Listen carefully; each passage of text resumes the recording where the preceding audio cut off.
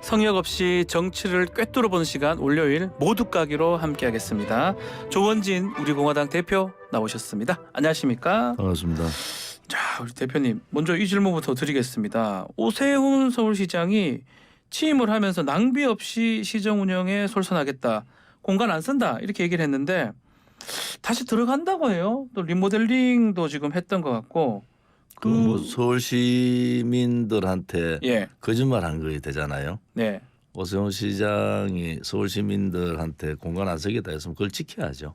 근데 공간에 들어갈 수밖에 없는 이유를 들었던 것 중에 하나가 우리 공화당 당원하고 지지자들이 너무 시위를 하기 때문에 주민들 피해 보니까 이웃 주민들 어쩔 수 없다 이렇게 얘기를 했더라고요. 오세훈 시장이 우리 공화당이나 자유우파 국민들한테 잘못한 게 많은가 보죠. 단지 그 우리 공화당이 집회하기 전에 네. 벌써 시장의 공간 문제는 이미 결정된 상황이라서 그 문제는 핑계고 오세훈 시장이 좀 비겁하다. 왜냐하면 미리 다 정해놓고 예산 정해놓고 다 해놓고 네. 지금 우리 공화당 얘기를 하는 것은 잘못된 거다. 오세훈 시장이 그 행태가 조금 비판받아야 될 그런 부분이다. 서울 시민들한테 약속을 했으면은 정치인의 신뢰는 약속을 지키는 거 아니겠습니까? 무신분립 거기는 어떻게 오세훈 시장을 없으면, 믿을 네. 수가 있느냐 네. 이렇게 보는 거죠. 근데 우리 공화당 왜 오세훈 시장한테 항의하는 그 대표시니까요. 우리 그 2017년 3월 10일 날 5분이 돌아가셨는데 거기에 대한 진상 규명 뭐 그런 부분에 대해서 박원순 시장에 이어서 오세훈 시장도 그것을 완전히 외면하고 있다. 그런 부분에 있어서 오세훈 시장의 그 행동이 겉으로는 우파, 낮에는 우파, 밤에는 좌파 행동, 예, 뭐 이런 모습들이 별로 좋지 않다 그래 보는 겁니다. 낮에는 우파, 밤에는 좌파. 예, 알겠습니다. 나도 밤좌 처음 들어보는 건 얘기인 것 같은데. 강남 우파지. 그렇습니까? 알겠습니다.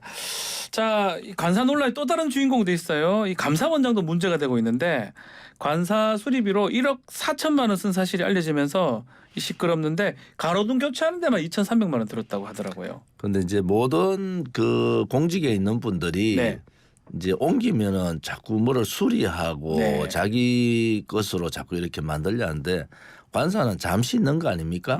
그리고 국민들이 너무 지금 어려운 상황인데 굳이 그것을 예산을 들여서 선다는 것은 공직자의 기본적인 자세가 안 돼 있다. 특히 감사원장은 조금 더 청렴 네. 그리고 검소 국민들한테 그런 모습을 보여주는 것이 맞지 임기 얼마 정해져 있는 감사원장이 세금을 1억 몇천만 원씩 쓰는 거는 네. 옳지 않다. 최재형 감사원장 때 별로 그런 거 없었던 것 같은데 그죠? 네. 뭐 보도가 된 게 없으니까요. 요거 관련해서 전현희 권익위원장이 그런 얘기를 하더라고요. 적법성 확인해야 된다면서 본인은 관사 100만 원 정도 수리 동파 비용 그 수리 비용으로 그 횡령 아니냐 이렇게 막 털었는데 이거 같이 해야 되는 거 아니냐 이렇게 얘기를 뭐 하더라고요. 감사원이 올바르면은 감사원장에 대한 감사를 감사원이 하는 것도 옳다고 보는 거죠. 네. 사실 그게 올바른 나라 아닌가요? 맞습니다. 작게 직계 그 상관이라 그러죠. 감사원장이 법적 위반이 있으면은 그것을 또 국민의 의혹이 있으면은 그런 부분에 대해서 캐는 것이 감사원의 역할이다. 그렇게 보는 거죠. 자, 또 다른 또 이슈 중에 인사 부분인데요. 지금 정경련 회장 직무대행에 김병준 위원장이 내정이 됐습니다. 어떻게 보십니까?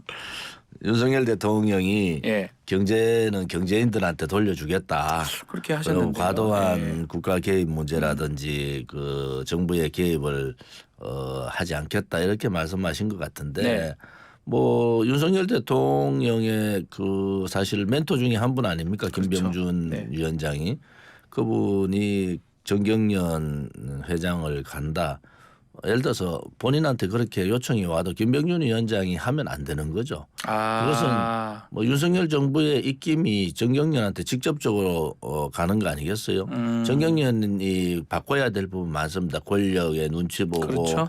자기들끼리 나눠 먹고 혹은 여러 가지 불합리한 부분들이 정경련에 많았지만은 그것을 윤석열 대통령의 멘토라는 분이 거기 가서 정경련을 어떻게 개혁하겠습니까? 국민들이 볼 때는 그 자체가 정경련 특히 대기업에 대한 윤석열 정부의 압박이다 이렇게 보는데 오늘이라도 그 부분에 대해서는 사퇴하는 것이 맞다 이래 봅니다. 본인이 사퇴. 왜냐하면 국정농단 그 이후에 한골 탈퇴하겠다라고 얘기를 하면서 했는데 다시 돌아가는 거 아니냐. 뭐 정경련에 탈퇴한 사람도 많고 하나는 저는 정경련 이제 우리나라 정도의 경제 캐파가 되면은 이제 국가 눈치 볼 필요 없다. 아하. 기업 자율성에 좀 맡겨라. 그래서 윤석열 대통령이 처음에 그런 부분들을 잘 하신 것 같은데 네.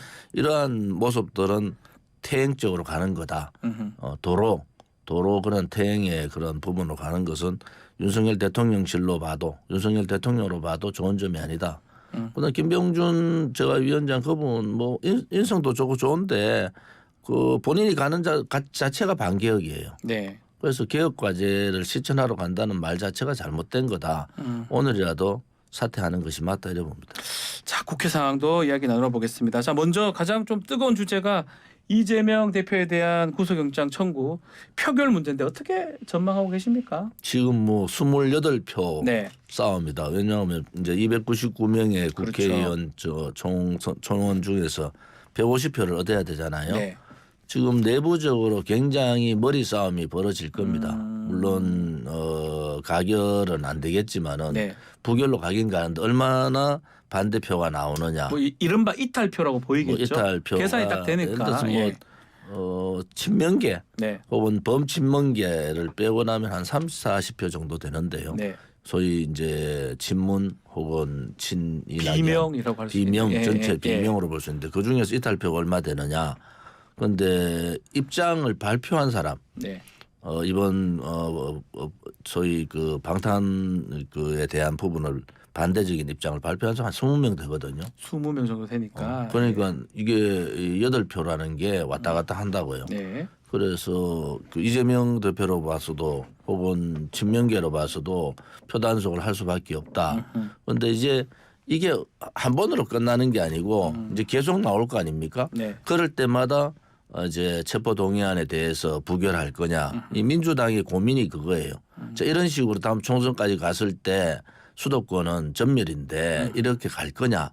그렇지 않으면은 또 하나는 친명계로 봐서 반친명계 뭐 이런 쪽으로 봐서는 공천에 대해서 확신이 없잖아요. 그렇죠. 공천을 받을 확률이 굉장히 적다 이래 보기 때문에 정치인들은 노무현 대통령 때 보세요. 현직 대통령인데도 완전히 반대로 가죠. 탄핵에 들어가지 않습니까? 출당해라 그러고. 예. 뭐 그런 상황들이 오기 때문에 저는 그 부분에 대해서 확신을 못 하겠어요. 사실은 굉장히 이탈표가 갑자기 이게 위기감. 이게 이제 그 방탄 국회에 대한 방탄 이재명의 대표에 대한 위기감이 느껴지면은 아마 반친명계 쪽에서 행동을 할 거다. 그런데 현재 한 번 더 두고 보자라는 네. 경우가 많을 것 같아요. 그런데 이번엔 넘어갈 것이다. 이번에는 넘어가는데 이제 또 다른 사건이 또 들어오면은 네. 이게 이제 계속적으로 사법 리스크가 총선에 영향을 미치는데 그것은 실질적으로 충청 수도권에 엄청난 영향이 있다. 여기에 대한 그 고민들을 지금 하고 있는 시점이다 이래 보는 거죠. 또 한편으로는 또 법무부 장관이 또 연설을 하지 않습니까? 체포 동의안 할 때 한동훈 법무부장이 나와서 지난번에 노웅래 의원 할 때는 그때 그 메시지 때문에 좀 바스락 소리. 예, 안 좋다고 이렇게 봤던 경우도 있는 것 같은데. 한동훈 법무부 장관도 예. 본인이 왜 국회에서 그렇게 회개했는가에 대해서 나름대로 고민을 할 거예요.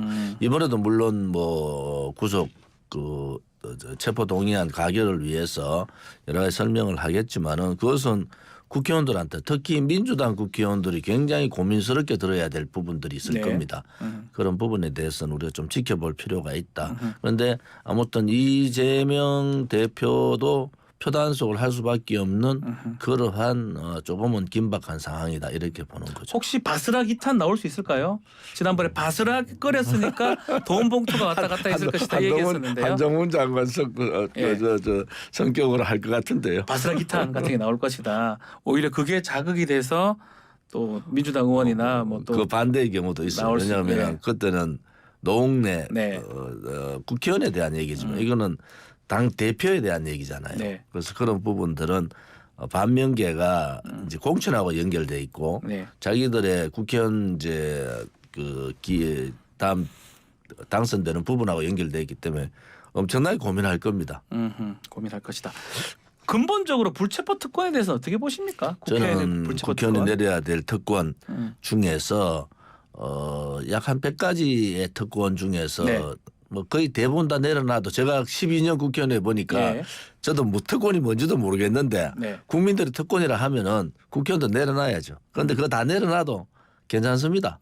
그 내려놓되 정책 기능을 강화하면 되거든요. 네. 국회의원 예를 들어서 세비 부분들도 조금 줄여도 되고요. 네. 그 대신에 정책 기능을 강화할 수 있는 방법만 더 강화시키면은 그게 선진화된 국회의 모습이다 이래 보거든요. 네. 뭐 불체포 특권이나 이번에 체포 동의안 의결이나 또 그러한 부분에 대해서는 좀 더 단호하게 뭐 이재명 대표도 후보 때 불체포 특권 나는 워낙 깨끗한 사람이니까 필요 없다 그래 얘기했으니까 공약을 지켜보겠습니다. 네, 알겠습니다. 자, 국민의힘 전당대회 소식도 이어가 보겠습니다. 자, 전대까지는 2주 정도 남았는데 뭐 이 전반적 구도는 김안 양강인데 천하람 황교안 이렇게 뒤쫓는 상황이거든요. 주목할 포인트 있을까요? 뭐 저는 뭐 결선 투표 상황을 이제 보고 있는데 예. 뭐 심평 변호사는 결선 투표 안 간다는데 뭐 결선 투표 갈 확률 안 갈 확률이 다 있죠. 단지 이 안철수 후보한테 조금 아쉬운 것은 네. 그 안철수 의원 뭐 후보 뭐의 한계가 계속 드러나고 있다. 한계가 보인다. 위기 때마다 위기를 돌파하지 못하고 아하. 조금 용기를 가져야 될 때 혹은 그 인물들 주변 인물들 참모들 정책적인 부분 뭐 이러한 부분에서 좀 안철수 후보의 한계가 자꾸 드러나면은 이번에 되든 뭐 되면은 안철수 후보한테는 새로운 뭐 김종인 비대위원장 말도 별의 순간이 오겠지만 네. 안 되면은 서서히 몰락하는 아. 대권 후보 뭐 그런 상태가 안 되겠느냐. 오히려 이번 전당대회에서 가장 주목할 사람이 안철수 의원이다 이런 뭐 거예요. 저는 예. 전당대회 김기현 대표가 되면은 네. 영남권 예. 특히 영남권은 70% 물갈이다. 아. 그래서 대구 경북의 국회의원들이 요즘 눈치 본다라고 바쁘더라고요. 네. 왜냐하면은 뭐 김기현 후보가 되면은 이번에 경선 과정에 대통령실의 과도한 개입과 윤핵관들의 엄청난 또 행동들을 보면서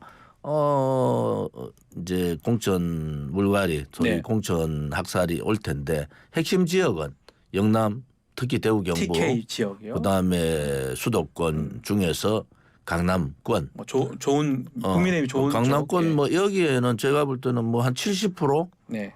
물갈이. 대구 국회의원이 12명 같으면은 8명 정도는 바뀌지 않겠느냐. 왜냐하면 아하. 평균 한 55에서 60% 이렇게 물갈이를 해요. 항상. 그런데 이번에는 뭐 영남권에 대한 물갈이는 아마 거세게 나올 거다. 그래서 대구 경북의 영남권 국회의원들이 눈치 보는 거예요. 그 물갈이 되면 그 자리에 누가 가는 거예요? 대놓고는 김기현 안철수를 지지를 못 하는데 뭐 김기현이 되면은 100% 자기는 안 된다. 날아갈 수 있으니까. 뭐 그게 정치적인 속성이 그렇잖아요. 또 한 가지는 뭐 정치 개혁 과제를 그런 인물 교체로 네. 인물 교체를 할 가능성이 대단히 높다. 왜냐 제가 정치 개혁을 얘기하는 것은 이 노동, 교육, 연금의 3대 개혁의 주체자, 네. 개혁 주체자가 정치인이잖아요. 그렇죠. 근데 정치인들이 이런 반개혁적 상황에서는 안 된다. 그리고 이제 그 물갈이 하면은 뭐 윤 대통령은 좀 노골적으로 얘기하되 네. 측근들한테 출마해라. 나가라고. 뭐 그 사람들 다 들어가는 거죠.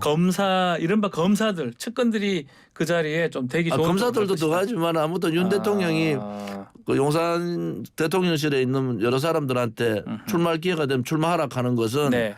그 이제 앞으로 윤 대통령의 기본적인 그 소나기에 당을 지겠다 아니겠습니까?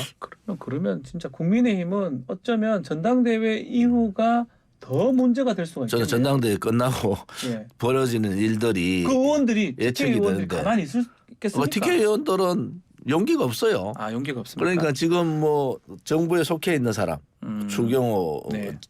부총리나 뭐 그런 사람들은 조금 고민이 덜하겠지만은 그분들이야 그 뭐 외에 측근으로 분류될 제가 수 숫자 시야를 보면 그 외의 사람도 다 공천 못 받을 텐데 그렇습니까? 용기가 없어서 공천 못 받아도 그냥 고개 숙이고 갈 것 같다. 단지 이제 누가 그 깃발을 들 거냐. 아하. 자기들이 공천 못 받을 걸 아는데 저항하지 못하는 그러한 모습. 또 이번에 대구 경북의 언론들이 지금 엄청 비판을 많이 해요. 예. 왜냐하면 최고위원 한 명도 되기 힘들다. 이게 보수 정권의 중심이라는 대구 경북이 당대표는 고사하고 최고위원 한 명도 배출하지 못하는 그런 상황이 오면은 현직 국회의원들이 굉장히 어렵게 될 수밖에 없다. 네. 그것은 뭐 그 TK 전체에 시도민들한테 엄청난 저항이 있다 이래 보는 거죠. 그러면 좀 전에 이 안철수, 김기현 얘기하면서 김기현 후보가 될 가능성이 높다고 하셨는데 안철수 후보도 스탠스가 중요하다는데 최근에 있었던 가만히 있으면 아무 말도 안 하면 아무 일도 일어나지 않는다라고 정무수석 얘기했던 거 있잖아요. 그 한마디에 안철수 후보가 무릎 꿇은 거죠. 근데 우리 대표님 보시기에는 어떻게 하는 게 왜냐하면 이준석 전 대표는 자기라면 싸울 건데 이렇게 얘기를 하더라고요. 그게 이제 제가 지난번 얘기한 대로 전당대회에 경선 네. 과정이 일정이 들어가면요 못 해요. 그래서 그 전에 예를 들어서 이제 반정당의 자유, 이 나경원 의원에 그렇죠. 대한 반이성적 행동, 또 자기에 대한 어떤 압박, 뭐 정무수석이 노골적으로 할 때 그때 안철수 후보한테는 엄청난 기회가 온 거예요. 기회가 온 사실은. 건데 그걸 못 잡았다는 겁니까? 하루 이틀 고민하다가 무릎 꿇더라고. 그래서 안철수 후보는 뭐 제가 이런 평가한다고 안철수 후보가 미래가 없는 건 아니지만은 네. 조금 더 그릇을 키우고 담대해져야 된다. 이번 전당대회도 나가서 똑같이 의원들 4사람 뭐 후보들 4사람 뭐 이런저런 얘기보다는 안철수 후보다운 이것이 안철수 후보라 하는 인식만 심어주면 떨어지더라도 안철수 후보는 살 수 있는데 지금 이 구도로 그냥 가면 떨어지면 그냥 무너진다. 끝난다. 그러면 안철수 후보의 캠프에서도 나름대로 고민을 좀 해라. 지금 일정이라는 게요. 유세 다니고 정책 토론회 하다 보면요. 일정이 그냥 막 넘어가요. 네. 그런데 안철수 후보로 봐서는 굉장히 심각하게 고민할 시점이다. 이 2주가. 네. 만약 여기서 기회를 놓치면은 다음에 대통령 후보로서의 존재감도 없어진다 이래 보는 거죠. 그럼 한 명 더 천하람 후보는 어떻습니까? 뭐 그냥 나름대로 선전할 겁니다. 선전할. 혹시 2차 투표 가서 김기현 대 천하람 될 가능성은 그런 게 없습니다. 없습니까? 아예 없습니까? 아니 한 가지 방법은 예. 안철수 후보가 사퇴하면 되죠. 그런데 안철수 후보가 사퇴할 수도 없고 진퇴양난이라는 게 사퇴도 못하고 자기 목소리도 못 내고 대통령 싫어하고 싸울 수도 없고 예. 윤핵관들만 계속 얘기하는 핵심은 윤핵관들은 거기에 믿는 참모들에 불과하잖아요. 그렇죠. 그러면 대통령 정무수석이 자기한테 굉장히 할 수 없는 얘기를 했는데 네. 이틀 고민하다가 접더라고. 그래서 그것이 안철수 후보의 한계다 이래 보는 거죠. 알겠습니다. 또 이것도 논란이 되고 있어요. 윤석열 대통령을 명예대표로 지금 국민의힘에서 추대를 하려고 하는데 당정 관계는 어떻게 하는 게 맞습니까? 당정은 분리하는 게 맞죠. 그게 상권 분립 정신에 맞는데 네. 이회창 대표 대선 2번 떨어질 때 총재로서의 총재였죠. 역할에서 후퇴한 이유는 이 총재로서의 역할이 굉장히 정치의 거기는 후퇴를 시키더라 정치 민주화에 네. 그런 부분에서 했는데 또다시 명예대표 하나 뭐 실권 다 쥐고 있는데 굳이 윤핵관들이 윤 대통령한테 잘 보이려고 명예대표 얘기하는 것은 맞지 않습니다. 근데 기억은 하실 겁니다. 아마 우리 대표님 계실 때니까 2016년 그 총선 당시에 새누리당 때 김무성 대표랑 박근혜 대표 갈등 문제, 뭐 갈등이라고 해야 되나요? 뭐 공천 때문에 그때 고생들을 좀 많이 했던 기억이 나거든요. 김무성 대표 제가 원내 수석 때 예. 대표 회의하면요 네. 180석 된다고 얼굴 표정 관리하자 그랬던 사람이에요. 그것은 갈등의 문제가 아니고 일방적으로 박근혜 대통령에 대한 공격이었어요. 그런데 뭐 3개월 전에 그랬는 게 지금 그런 식으로 행동을 했잖아요. 제가 볼 때는 네. 당정 관계는 구별을 두되 분리를 하되 예를 들어서 윤석열 정부의 가장 중요한 과제 정책 과제 혹은 개혁 과제 네. 이런 때는 한 팀이 돼야 된다. 그리고 2년간 여소야대 전국을 2년간 가잖아요. 네. 뭐 대통령 될 때부터 2년 여소야대 전국 간다는 알았잖아요. 그때는 협치를 했어야 된다. 그 협치를 하지 않고 계속 물론 밉죠. 뭐 김건희 여사에 대해서 계속 걸고 야당이 뭐 국회에서 법안 하나 통과 안 해도 밉지만은 여당의 자세는 협치의 자세. 2년 동안 그럼 국민들의 그 피해는 누가 봅니까? 국민들이 보는 거예요. 싫어도 만나야 되는 게 야당이고 싫어도 협치를 해야 되는 게 야당이기 때문에 네. 앞으로 남은 1년 2개월도 협치 없이 그냥 총선을 치르겠다. 개혁까지 하나도 못하는 과정에서 가면은 총선은 굉장히 어려워진다. 어려워질 것이다. 지금이라도 당에 대한 권한을 대통령실에 개입하지 말고 주고. 좀 넘겨줘라. 당신들이 알아서 협치해라. 해라. 나는 막 너무 대외적으로나 대내적으로 일이 많으니까 대통령실이나 윤 대통령은 이런 과제를 가겠다. 이렇게 방향 전환을 해야 되죠. 알겠습니다. 언제까지 전 정부 얘기하고 언제까지 야당 탓할 겁니까? 알겠습니다. 자, 이걸 또 마무리를 해야 되는데 또 두 쪽 다 뭐 이렇게 비판하는 식으로 됐고 뭐 항상 좋은 얘기라고 생각이 듭니다. 자, 조원진 의료원학 대표님 감사합니다.